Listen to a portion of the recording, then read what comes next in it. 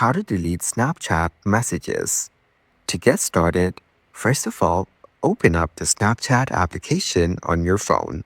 You will then be taken to the Snapchat camera screen.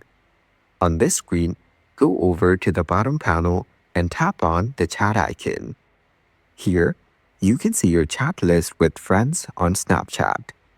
Press and hold on the chat that you want to delete. Now, go to Chat and Notification Settings. Then, from the options, tap on Delete Chats. Here, you can choose when should the chats be deleted. There are 3 options: after viewing, 24 hours after viewing, 7 days after viewing. You can choose according to your preference. After that, tap on Done below to save the settings.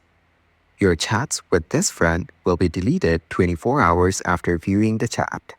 Following these steps, you can easily delete Snapchat messages.